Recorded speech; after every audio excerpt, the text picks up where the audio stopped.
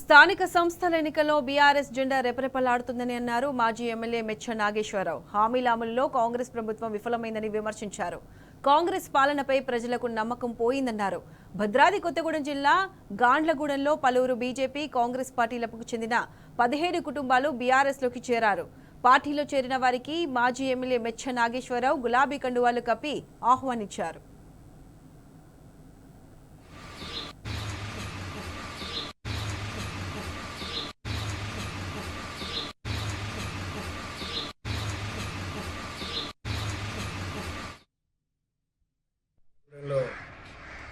ఎంతో మారుమూల ప్రాంతం ఇది అసరాపేటకి.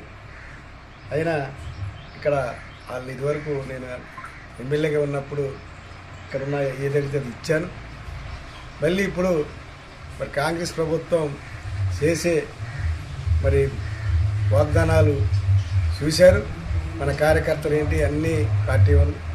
మరి అదే రకంగా బీఆర్ఎస్ పార్టీ మరి ఉన్నప్పుడు అన్ని రకాలుగా మరి చిన్నకారు రైతులకి, ట్రైబల్స్కి, మళ్ళీ ఎస్సీ, ఎస్టీ, బీసీ, మైనారిటీలకి అందరికీ బీఆర్ఎస్ పార్టీ కాపాడిందని మరి వాళ్ళు అందరూ మరి మీ పార్టీలోకి వస్తామని ఆహ్వానించడం జరిగింది.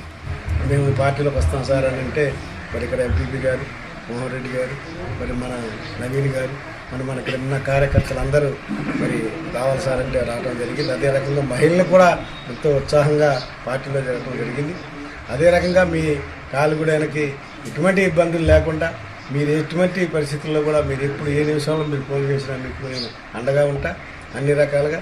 ఎందుకంటే మనం రాజకీయాల్లో అందరినీ కలిపిపోయే పరిస్థితి ఉంది కూడా. అదే రకంగా మీకు ఏ ఇబ్బంది లేకుండా అన్ని రకాలుగా మీకు హామీ ఉంటుందని